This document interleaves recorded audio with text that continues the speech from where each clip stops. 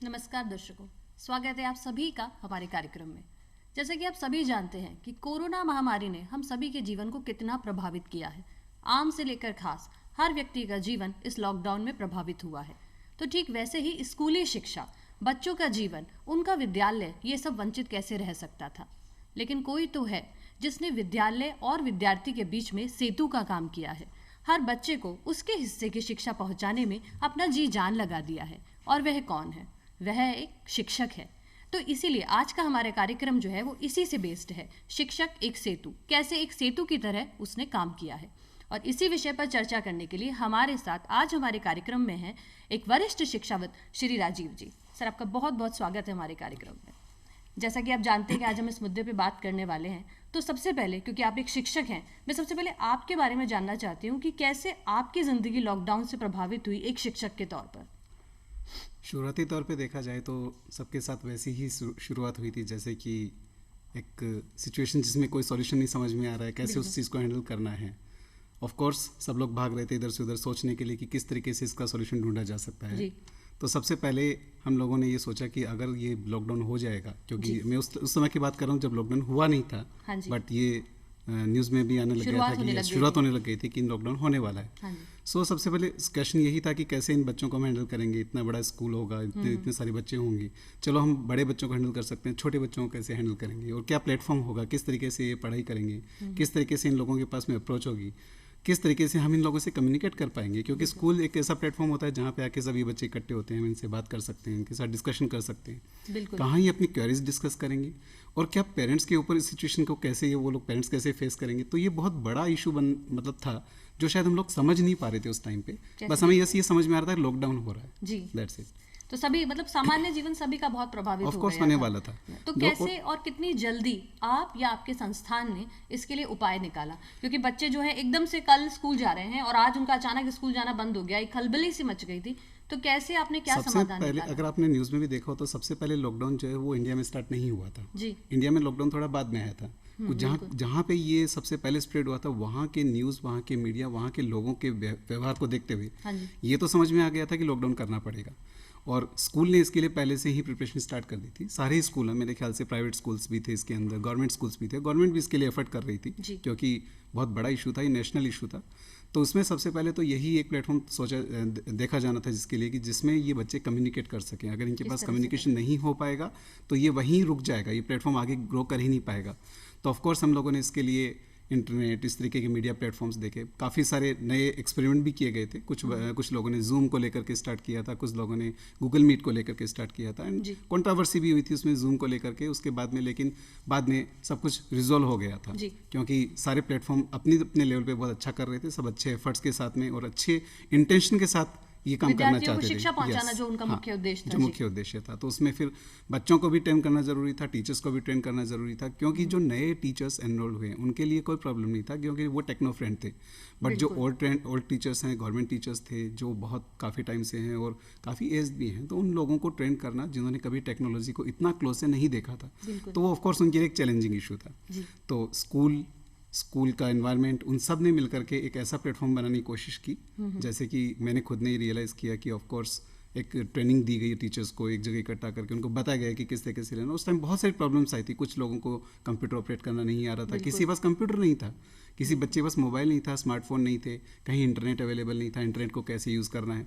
तो मुझे लगता है कि इन एक साल के अंदर जितना लोगों ने टेक्निकली सीखा, जितना बच्चों ने सीखा, मेरे ख्याल से टेक्नोलॉजी उतने पिछले 10 सालों में उन्होंने नहीं सीखी होंगी। ऑफ कोर्स काफ़ी चेंजेस हुए हैं और ये चेंजेस ज़रूरी भी थे। जी।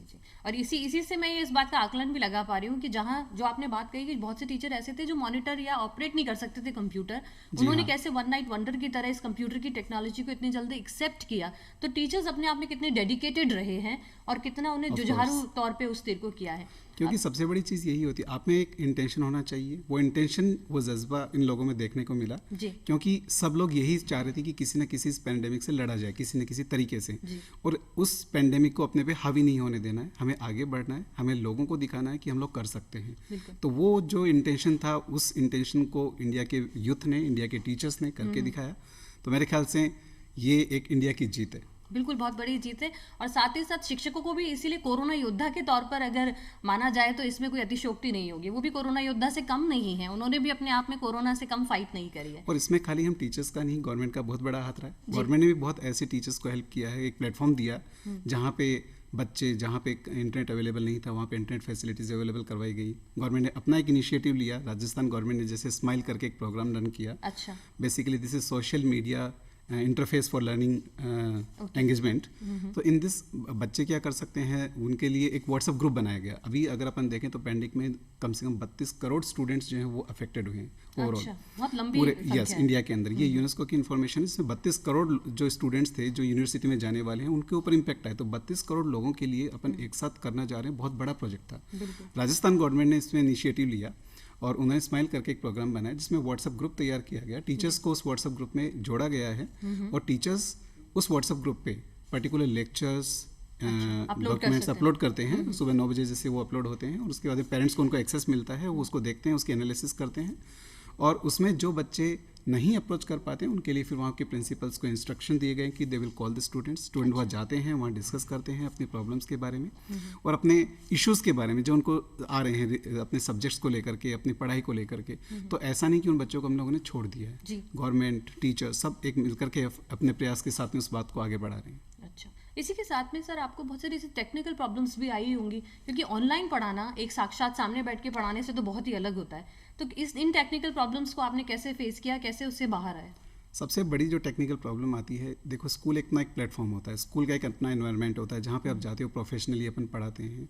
लेकिन जो ही चीज़ें जब आपको घर से करनी है तो सबसे पहले आपको घर में स्कूल जैसा माहौल तैयार करना पड़ेगा। बिल्कुल। आपके पास वो सारी फैसिलिटीज़ होनी चाहिए जिनको लेकर के आप इस प्लेटफॉर्म को यूज़ करेंगे। स्पेशली जैसे कंप्यूटर आपके पास होना चाहिए, ब्लैक बोर्ड, वाइट बोर्ड जो भी है, एक इस तरीके का एनवायरनमेंट होना चाहिए। क्योंकि जब आप घर पे कोई काम कर रहे होते हैं, घर पे इस तरीके का एनवायरनमेंट जनरली नहीं मिलता है, क्योंकि आपकी फैमिलीज आपके साथ होती हैं। तो आपको रिमोट वे में काम करते हुए घर के अंदर और इस तरीके से प्लेटफॉर्म देना कि बच्चों को ज़्यादा से ज़्यादा आप एजुकेट कर सकें और उनको डिस्टर्बेंस भी फील नहीं हो।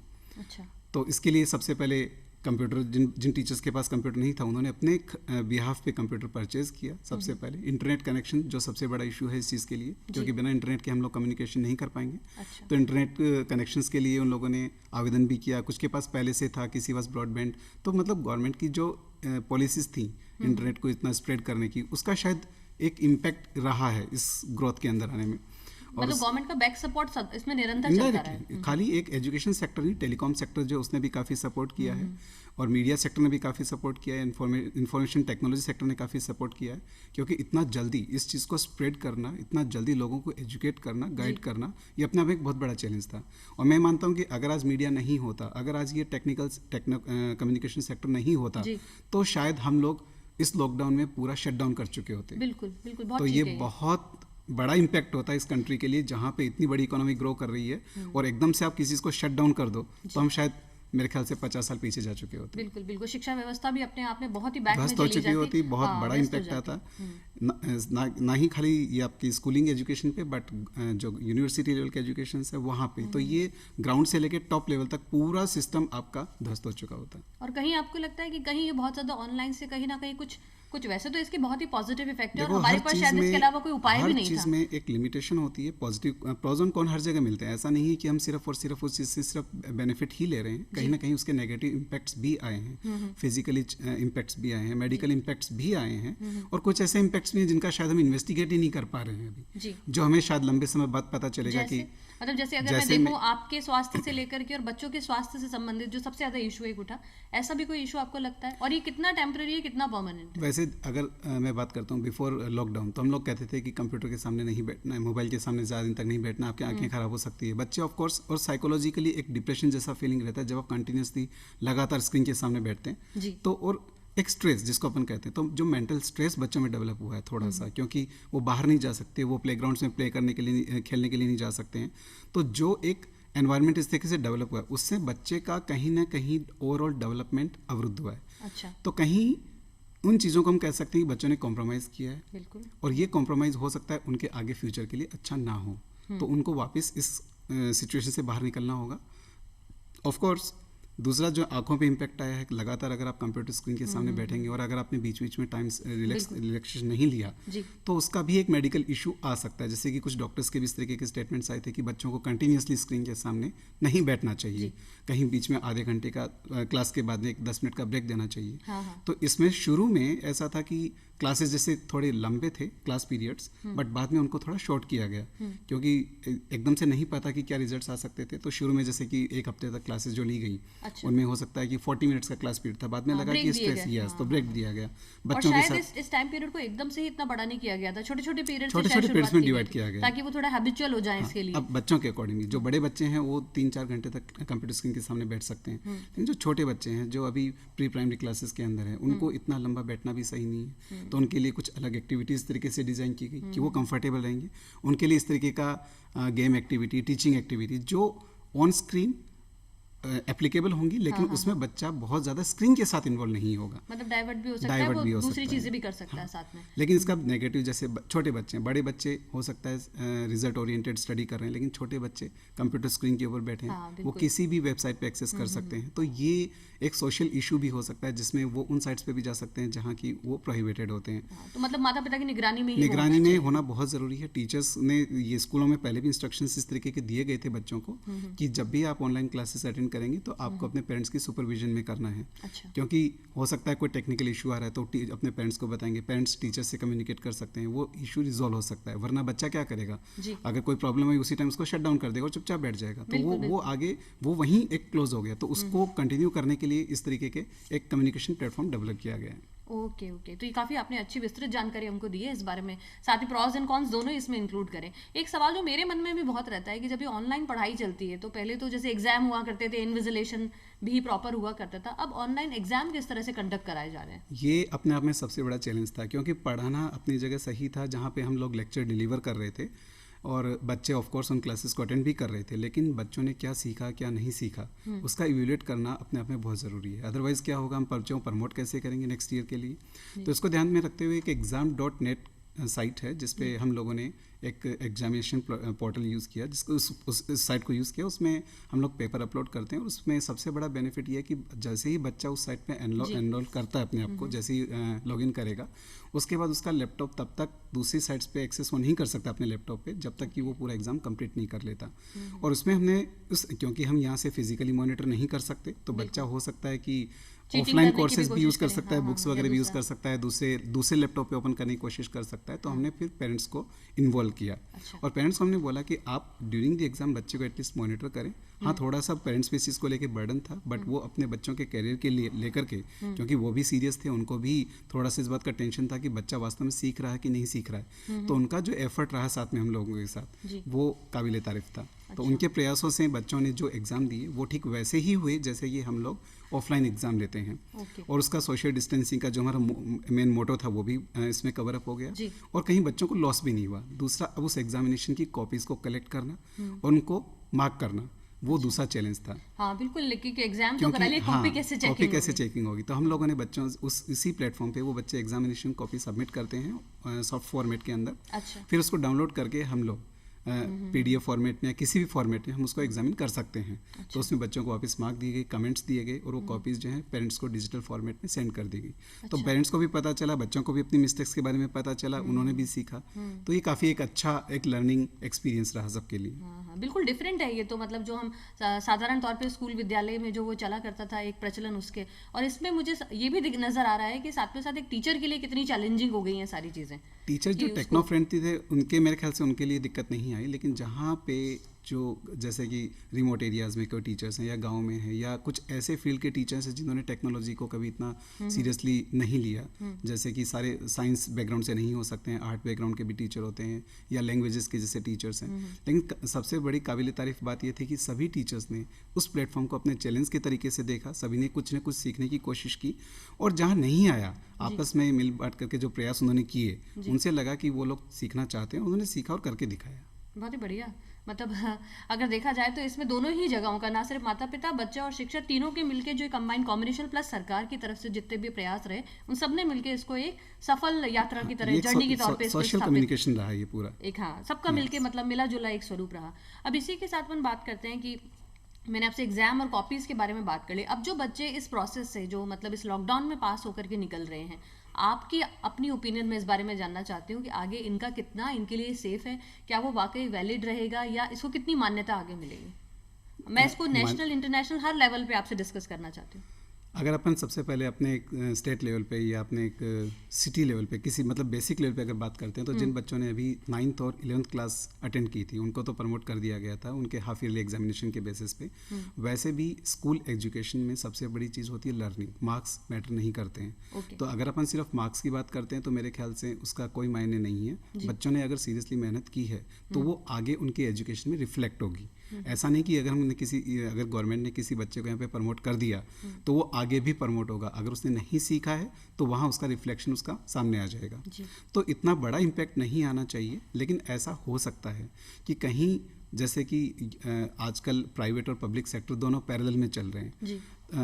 अगर कहीं बच्चा प्राइवेट सेक्टर में जाता है तो हो सकता है कि किसी एक पर्टिकुलर प्राइवेट इंस्टीट्यूट में उसे ये सुनने को मिल जाए कि आपने तो ये पर्टिकुलर उस लॉकडाउन पीरियड में ऑनलाइन पढ़ाई की है, लेकिन वहाँ पे बच्चे का कॉन्फिडेंस, उसका नॉलेज वो उसको आगे बढ़ाएगा। तो मैं बच्चों से यही गुंजाइश करता हूँ कि वो इस जो प्रमोशन उनको मिला है उसको अदरवाइज नहीं ले।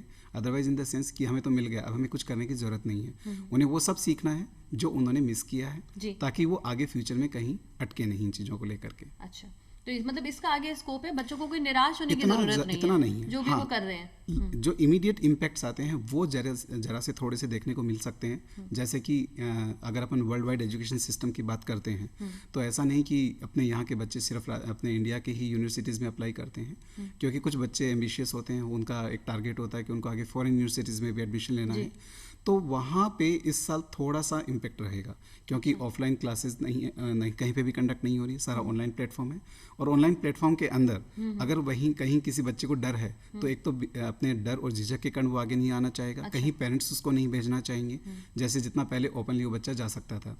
और ऐसा ही अपने यहाँ पे भी होगा। जैसे आज अगर मैं सोचूं कि मेरा बच्चा किसी दूसरे सिटी में जाकर के पढ़ने की कोशिश करे तो मुझे डर रहेगा कि वहाँ पे भी क्या सिचुएशन है, क्या कंट्रोल है कि नहीं है, क्योंकि अलग अलग स्टेट में इस कोरोना महामारी का इम्पैक्ट अलग अलग है। बिल्कुल, हाँ, हम नहीं जानते हैं कहाँ पे क्या हो रहा है। इसके अलावा इसी के अलावा कुछ ऐसी साइट्स में, सरकारी साइट्स, गवर्नमेंट साइट्स की भी अगर हम बात करें, जिसने कोविड लॉकडाउन के इस पूरे लॉकडाउन में बहुत ही कंटेंट अवेलेबल कराया, उनके बारे में अगर आप हमें स्टेप बाय स्टेप धीरे धीरे बताएं ताकि सभी को पता चल सके, बच्चों को जिन्हें नहीं मालूम है।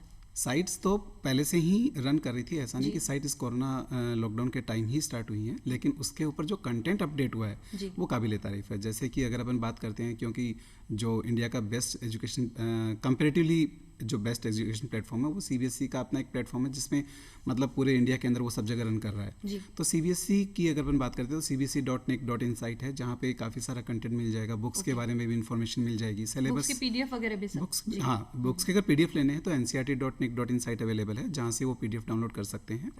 और गवर्नमेंट ने, क्योंकि अब सारे कुछ ऐसे टॉपिक है, स्पेशली जैसे मैं साइंस स्टूडेंट्स की बात करता हूँ, तो साइंस स्टूडेंट्स का जो पैरेलल में एक प्रैक्टिकल प्लेटफॉर्म भी होता है, जहाँ पे उनको एक्सपेरिमेंट करके और डेटा वगैरह कलेक्ट करके एनालिसिस करना होता है। तो वो उसमें ऑफलाइन क्लास में ही होता था, ऑनलाइन क्लास में दिक्कत आती है।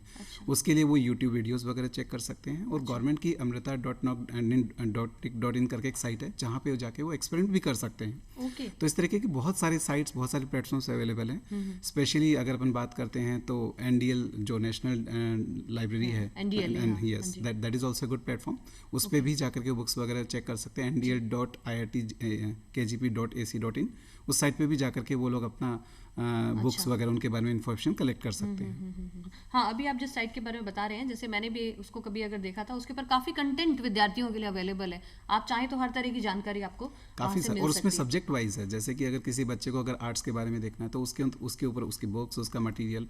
और खास बात ये कि ये सिर्फ 9th और 10th या 11th 12th क्लासेस तक के लिए ही अवेलेबल नहीं है, ये यूजी और पीजी लेवल तक के लिए अवेलेबल है। सो हर तरीके का स्टूडेंट, हर तरीके का विद्यार्थी इन चीजों का यूटिलाइज कर सकता है। मतलब घर बैठे विद्यार्थियों को हर तरह की सुविधा सभी तरह से जो है देने की कोशिश की गई है। ठीक वैसे ही जैसे कि गवर्नमेंट ने वर्क फ्रॉम होम स्टार्ट किया था, उन लोगों के लिए जो जॉब में थे, वैसे ही बच्चों के लिए भी शायद ये स्टडी फ्रॉम होम हो गया है। हाँ, आप इसको कैसे देखते हैं भविष्य के तौर पे? अगर हम देखें कि बच्चा ऑनलाइन ही पढ़ रहा है, क्या आपको लगता है ये एक सहूलियत भरा एक व्यवस्था रहेगी या फिर आगे ये चलाई जा सकती है? ऐसे कितने फायदे, कितने नुकसान आपको दिखते हैं भविष्य के तौर पे अगर हम देखें इसे?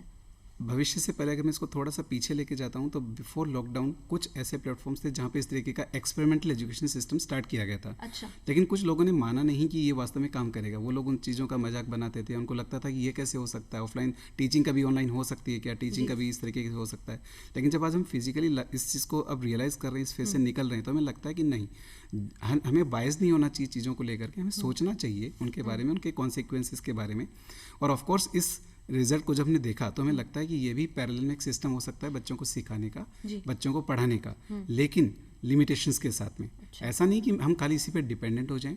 जैसे कि हम ऑफलाइन क्लासेस पे पूरा डिपेंड होने की बजाय साथ साथ में हम लोगों ने कुछ टेक्नो फ्रेंड पॉइंट्स उसमें ऐड किए, हमने आज टेक्नोलॉजी को एजुकेशन में इन्वॉल्व किया है, वैसे ही इसको हम अडॉप्ट करें और उसको ऑफलाइन क्लासेस के साथ मिलाकर के अगर आगे लेके जाएं तो हो सकता है हम बच्चों को बेहतर भविष्य दे सकते हैं। हाँ बिल्कुल, ये एक ऑनलाइन भी अपने आप में जैसे काफ़ी इंटरनेशनल लेवल पे भी शायद ये पहले काफ़ी चला करता था ऑनलाइन, शायद अब हम लोगों ने इसको ज़्यादा अब देखा है। हाँ, मैं वही कहना चाहता हूँ, क्योंकि जहाँ पे डेवलप्ड कंट्रीज़ हैं वहाँ पे शायद ये इस तरीके की फैसिलिटीज़ इजीली अवेलेबल थी, तो उन लोगों में एक्सेप्टेंस था। अपन में इसलिए एक्सेप्टेंस नहीं था क्योंकि एक तो टेक्नोलॉजी, दूसरा टेक्नोलॉजी से हमारी दूरी, क्योंकि हर एक व्यक्ति के पास में ये सारी सुविधाएं अवेलेबल नहीं है। किसी के पास लैपटॉप नहीं है, किसी के पास मोबाइल नहीं है। अपने यहाँ जो इकोनॉमिक सिस्टम है कुछ इस तरीके से है कि सभी लोगों का लिविंग जो एक्सपेंडिचर है वो अलग अलग है। तो उससे ऑफ कोर्स कहीं ना कहीं ये एक डिस्क्रिपेंसी अपन को देखने को मिलती है कि कहीं कुछ लोग बहुत इजीली टेक्नोलॉजी को अडॉप्ट कर पाते हैं और कोई टेक्नोलॉजी से कोसों दूर बैठे हैं। वहीं अगर हमने बात करी निजी संस्थान से लेकर के, अगर हम सरकारी तंत्र की बात करें या सरकारी स्कूलों की बात करें, तो उस पर आपका नज़रिया कैसा रहता है इसी लॉकडाउन में हुई शिक्षा व्यवस्था के ऊपर? इस लॉकडाउन में खाली शिक्षा व्यवस्था ही नहीं, स्कूलों का जो ओवरऑल मैनेजमेंट था वो दोनों इनडायरेक्टली और डायरेक्टली अफेक्टेड हुए हैं। जैसे कि बच्चों को उसमें गवर्नमेंट स्कूल्स के अंदर हेल्दी मील मिलता था, हाँ। वो मिलना बंद हो गया, तो ऑफ कोर्स उनका जो हेल्थ इशू था वो अब कौन मॉनिटर कर रहा है, कैसे मॉनिटर हो रहा है, उसके बारे में इतना इन्फॉर्मेशन नहीं मिल पा रही, और ऑफ कोर्स वो मॉनिटर नहीं हो रहा है, तो कहीं ना कहीं बच्चों को उस चीज़ का लॉस हुआ है। दूसरा, जो बच्चे गवर्नमेंट स्कूल्स में थे एज़ कम्पेयर टू अगर मैं प्राइवेट स्कूलों से कंपेयर करूं, तो उन बच्चों के पास में शायद इतनी अच्छी फैसिलिटीज़ नहीं हो, क्योंकि इकोनॉमिकली वो इतने स्ट्रॉन्ग नहीं होते हैं। मैं ये नहीं कहता कि सारे गवर्नमेंट स्कूल के बच्चे ऐसा होते हैं, लेकिन जहाँ नहीं होते हैं उन बच्चों को दिक्कत आ सकती है, क्योंकि उन बच्चों को ये इशू फील हो सकता है कि मेरे पास तो मोबाइल ही नहीं है, मैं कैसे पढ़ाई करूँगा, और जिसके पास मोबाइल, तो वो जो एक समाज में एक डिस्क्रिपेंसी में देखने को मिल सकती है, वो शायद हम उसको फिलअप नहीं कर पाएँ। उसका एक ही तरीका हो सकता है कि एक इस तरीके का प्लेटफॉर्म दिया जाए जहाँ पे जाके सार्वजनिक रूप में सारे बच्चे जाकर के स्टडी कर सके, एक जगह बैठ सके, जैसे कि लाइब्रेरी। और पहले जो लाइब्रेरी का एक सार्वजनिक पैटर्न होता था वही हमें डिजिटल फॉर्म में कन्वर्ट करना पड़ेगा, डिजिटल वे में डेवलप करना पड़ेगा। तो ये नई चीज़ें हमारे सामने आ रही हैं। मैं नहीं कहता कि हमने सभी चीज़ों से पार पा लिया है या सभी चीज़ों के सॉल्यूशंस हमें मिल गए हैं, बट ऑफकोर्स जैसे जैसे हम आगे बढ़ते जाएंगे तो इन चीज़ों से हमें कवर अप करते जाएंगे। जैसे मैंने कई जगह पर अखबार में न्यूज़ भी देखी है, कुछ सरकारी शिक्षक जो हैं वो इतने अपने आप में मेहनती हैं कि वो कार के अंदर अपना डिजिटल वो टीवी लगा करके ले जा रहे हैं और बच्चों को सुविधाएं प्रदान करने की पूरी कोशिश कर रहे हैं। तो अपनी तरफ से एक शिक्षक होने के नाते वो अपना फर्ज पूरा निभा रहे हैं। हाँ, और कुछ टीचर्स ने तो ये भी किया है कि जैसे उनके पास पुराने मोबाइल थे या उन्होंने कम्युनिटी में पुराने जो मोबाइल थे उन्होंने इकट्ठा करवा के बच्चों में बंटवाए हैं, ताकि बच्चों को एक प्लेटफॉर्म मिल जाए और बाद में वो बच्चे उनको वापस रिटर्न कर देंगे सीख करके। तो ये भी एक अच्छा प्रयास है, क्योंकि आजकल अपन क्या करते हैं, नया मोबाइल लिया, खरीदा और फेंक दिया, बाद में दूसरा ले लिया, लेकिन अगर वही मोबाइल बच्चों के कहीं काम आ जाता है तो ऑफकोर्स वो बच्चे उसको यूज़ करके सीख रहे हैं। अब हम बात करते हैं मतलब कुछ मुख्य बोर्ड से हम यहाँ बात करते हैं, जैसे CBSE बोर्ड हो गया, IB बोर्ड हो गया, है ना, और राजस्थान बोर्ड हो गया। तो इनके अंदर सबकी जो शिक्षा प्रणाली है, जो थोड़ा सा इनका पैटर्न है, सबका थोड़ा थोड़ा सा अलग है। किस किस तरह के बदलाव इन लोगों ने अपने अंदर किए हैं इस दौरान? जहाँ CBSE की या राजस्थान बोर्ड की बात करते हैं, कैरिकुलम वाइज दोनों में बहुत ज़्यादा डिफरेंस नहीं है। हाँ, CBSE के अंदर जैसे कि 30% इस साल जो है सिलेबस कम कर दिया गया है हर सब्जेक्ट के अंदर, क्योंकि सारे सब्जेक्ट को पढ़ाना और इस प्रेशर के अंदर पढ़ाना, जहाँ हो सकता है कुछ बच्चे नहीं पढ़ पा रहे हो, तो उसको ध्यान में रखते हुए गवर्नमेंट ने 30% सिलेबस कम किया। IB जो है बेसिकली एक इंटरनेशनल प्लेटफॉर्म है एग्जामिनेशन का। उसमें बेसिकली जैसे हर सब्जेक्ट में अलग अलग पेपर्स होते हैं, तो कुछ पेपर्स को उन्होंने एलिमिनेट कर दिया है। वहाँ पे भी सिलेबस कम किया गया है, उन्होंने पेपर्स को एलिमिनेट किया है।